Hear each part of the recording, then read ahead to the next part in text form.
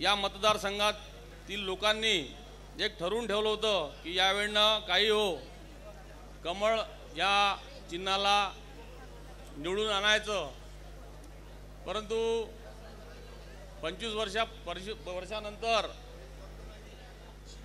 हा वनवास संपलेला आहे साहेब। प्रचंड हाल झाले लोकांचे, धुऱ्याच्या बाबतीत, पांधन रस्त्याच्या बाबतीत असो, सडकीच्या बाबतीत असो, अनेक गोष्टींनी या डॉक्टर साहेब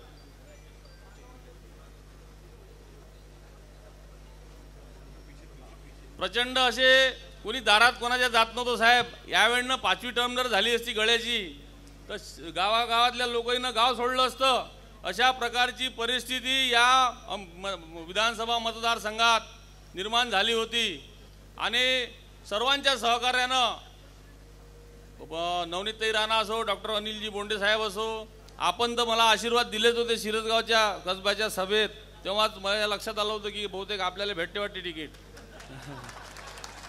आणि मी कामही तसं सुरू केलं होतं। अतिशय जिल्हा परिषद सदस्य असताना गटनेत्याची जबाबदारी आली, गटनेत्याची जबाबदारी आली असताना मी पूर्ण अमरावती जिल्ह्यातले कामं करत गेलो। म्हणजे मी 10 वाजता जात होतो साहेब, तर 5 वाजता मी जिल्हा परिषदमधून वापस येत होतो। कामं करत असताना वरुडचे असो, साहेब आमदार असताना सुद्धा काही जिल्हा परिषदचे कामं हे येत होते। प्रतापदादा नसताना धामणगावचे कामं येत होते, मी ते सोडवण्याचा प्रयत्न करत होतो। त्यानंतर मला पक्षाने संधी दिली सरचिटणीस व्हायची, त्या सरचिटणीचं मी सोनं केलं। त्याच्यानंतर डॉक्टर अनिलजी बोंडे साहेबांनी मला परत संधी दिली की विधानसभा प्रमुख केलं। विधानसभा प्रमुख तुम्ही सुद्धा केलं आणि विधानसभा प्रमुख केलं असताना मी मतदारसंघ बिंदून काढला, गावागावात गेलो, शाखा काढल्या किंवा लोक उभे केले आणि लोकांना थोडा विश्वास बसला की हा काहीतरी करू शकते गळ्या म्हणून। आणि तुम्ही तर मला संकेत दिलेच होते लोकसभेले आणि नवनीतताईचा प्रचार आम्ही खूप जोमाने केला आमच्या टीमनी, सगळ्या टीमनी। आणि मग असं करत असताना जेव्हा टीका टिप्पणी करायची वेळ आली तर समोरच्या गळ्यानं मायावर की नाही साहेब हे दिलं, म्हणजे अवरून नुकसानीचा दावा टाकला। मी म्हटलं जमलं आता आपलं, कारण म्हटलं अवरून नुकसानीचा दावा टाकला म्हणजे गळी बिथरलेला आहे। गळी बिथरला तर तिथून जो बिथरला तर सुधारलाच नाही, शेवटपर्यंत सुधरू दिला नाही त्याला। तर असं आहे, संधीचं सोनं करता आलं पाहिजे। माझ्या रूपानं हे संधीचं सोनं या मतदारसंघात मला करता आलं। ह्या लोकांच्या विश्वासास पात्र मी ठरलो।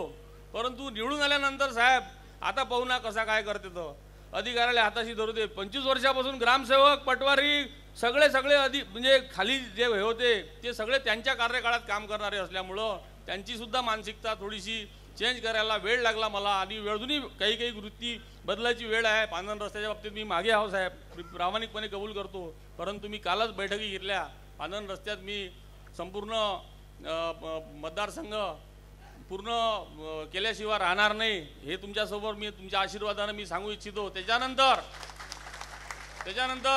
फिनले मिलचा प्रश्न आहे साहेब, इथं फिनले मिलचा प्रश्न आहे, सर्वात महत्त्वाचा प्रश्न आहे। इथं 15-16 लोकांनी आत्महत्या केलेल्या आहेत।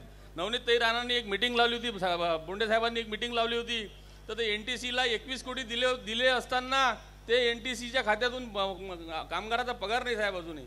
तर तेही एक मुद्दा आपल्याला पाहावा लागते। अमरावती परतवाडा रोड तुम्ही सिरियस आहेच त्याच्या बाबतीत, तुम्ही वारंवार उल्लेख केला त्या गोष्टीचा, तुम्ही उल्लेख करा, तुम्ही जनतेला सांगाल, लोकांना सांगणारच आहे।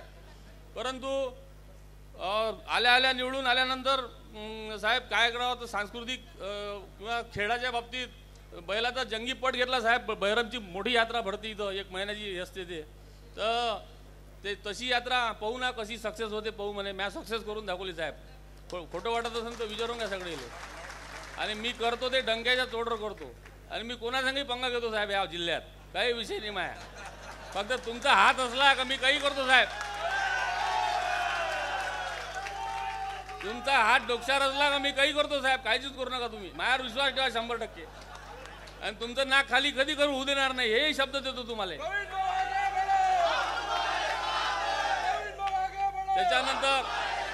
त्याच्यानंतर चुकीचं काम कधी करत नाही। 30 वर्षाच्या राजकारणात चुकीचं काम कधी केलं नाही। 2 एकर वावर इकलं पण कोणाचे पैसे खाल्ले नाही साहेब। त्याच्यानंतर अजून एक गोष्ट सांगायची झाली, आता कसा काय करते मग आरोग्य शिबिर घेतले साहेब तुम्ही। महाराष्ट्राला दिलेली देणगी म्हणजे महाराष्ट्र राजस्व अभियान 4 ठिकाणी राबवलं साहेब, मोठ्या प्रमाणात चांगल्या पद्धतीनं राबवलं। इलेक्ट्रॉनिक मीडियाने त्याची दखल घेतली।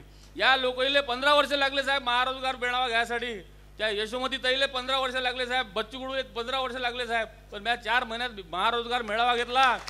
2500चं रजिस्ट्रेशन घेतलं. 1481 लोकाईले ऑन स्पॉट नियुक्तीपत्र दिले साहेब या 27 तारखेला आता. आणि हे आपली उपलब्धी आहे. मग ते जुने व्हिडिओ टाकतात की आम्ही घेतला होता. अबे बाबा तुले 15 वर्ष लागले, मला 4 महिन्यात घेतला म्या. तर हे जसं टाकलं तसं समजून जायचं आपलं सक्सेस झालं म्हणून. कारण हे बघ मी कार्यकर्तेले पदाधिकाऱ्याला सांगत असतो अबे टाकू दे त्याले, तो टाकणारच आहे, त्याच्यापाशी काही नाही. आता तो भुसे साहेबाची भेट घेते आणि त्या घुसे साहेबाची भेट घेते. एवढं धंदा त्याच्यापाशी आहे. रायगडच्या पायथ्यापाशी जाते. आता त्याला भगवा दिसून आला साहेब. आतापर्यंत भगवा दिसलाच नाही त्याले. आणि सारे देव एकत्र झाले ते मायासाठी साहेब.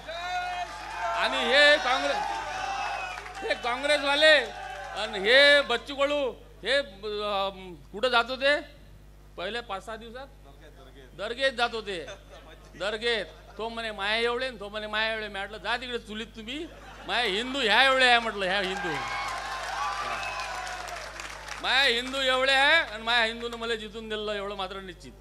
हा आणि मला दलित समाजाने मतदान केलं, मला सगळ्या समाजानं मतदान केलं साहेब. मी तुम्हाला सांगतो. आणि इथून 25 वर्ष कमळ गेलं नाही पाहिजे साहेब, याचं असं काम सुरू आहे माया. 25 वर्ष कमळ गेलं. मला तिकीट द्या का नका देऊ तुम्ही पुढची, पण 25 वर्ष कमळ नाही गेलं पाहिजे इथून एवढं मात्र निश्चित. आणि तुम्ही इथं आला माझ्या वाढदिवस, मी फार छोटा माणूस आहे, पण तुम्ही आले हे मला लय बरं वाटलं. कारण कहून एका छोट्या आमदारासाठी तुम्ही हेलिकॉप्टरने आले साहेब. दुसरी गोष्ट साहेब अजून सांगायची गोष्ट झाली म्हणजे महत्त्वाचं, सर्वात महत्त्वाचं, ज्या रामदासजी आंबेडकरांच्या हस्ते माझा प्रवेश झाला या पक्षात 2013 साली प्रवेश झाला. त्यांनी मला मार्गदर्शन केलं. त्यांनी मला कसं काम करायचं, काय करायचं, कसं हे करायचं याचे धडे दिले साहेब. आणि त्या 1.25 महिन्याआधी भेटायला गेलो. अशी अतिशय दुःखद घटना घडली कालची. त्यांचं वय नव्हतं जास्त. लग्नातही गेलो असताना त्यानंतर मला म्हणे तुझ्या घरी मी जेवायला येईन म्हणे. बेसन भाकर आवडते म्हणे मला, तुझ्या घरी जेवायला येईन म्हणे. माझ्या घरचीले सांगून ठेवलं होतं बेसन भाकर चांगलं करतो गड्या. पण ते काही योग आले नाहीत त्याचे. आणि त्याचं तब्येत बिघडल्यामुळं ते चेन्नईला त्यांचं दुःखद निधन झालं. मला वाटते आता कॅन्सल करावं म्हटलं, आपल्याला माहितीवर जायचं आहे. मी 6 वाजेपर्यंत स्तब्ध होतो. तुमचा फोन काही लागे नाही साहेब, तुम्ही विमानात होते. त्याच्यामुळं प्रवीण भाऊशीच संपर्क केला असता मग म्हटलं की साहेबांनी म्हटलं म्हणे आपण कार्यक्रम करू.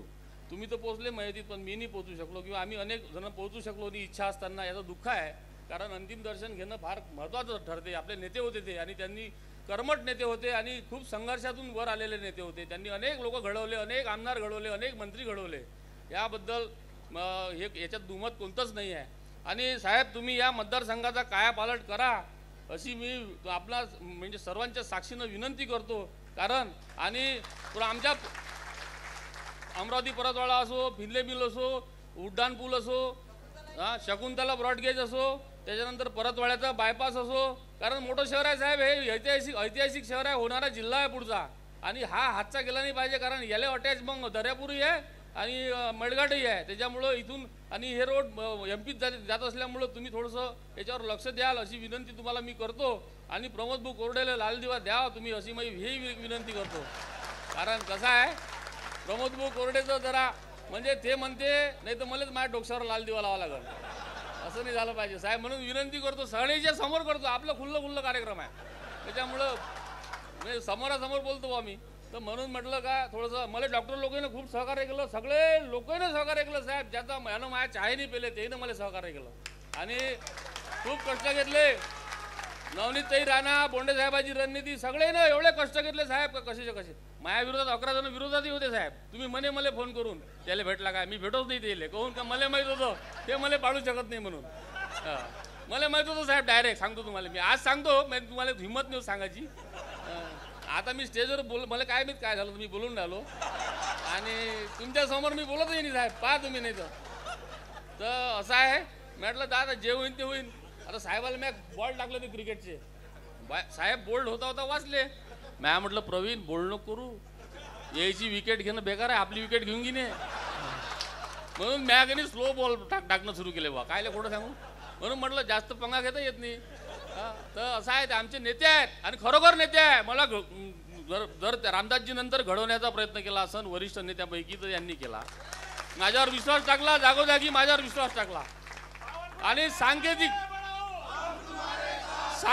भाषेत बोलत गेले. सांकेतिक भाषेत मी जास्त जात नाही, मी कोणाला त्रास देत नाही, मी जास्त फोनही करत नाही कोणाला. त्याच्यामुळे वरिष्ठ लोकांना तर मी करतच नाही. प्रत्यक्ष भेटीत काय ते सांगन, परंतु जास्त काही फोन करून आणि मेसेज टाकून ते जे लयच कामं असते. दुसरी गोष्ट लय आमदार आहेत ना आपली, तर आता तर लयच निवडून आले माझ्यासारखे. त्याच्यामुळं त्याची डोकेदुखी जास्त आहे. काही लोकांना वाटते भोसू फालतू आले एवढे. आपलंही मंत्रीपद गेलं भोसूचं, नाहीतरी सत्ता तर आलीच होती की नाही. असं मी पाहू ना कोणी वरता आता तर मला थोडं समजते. असं आहे ते एकंदरीत.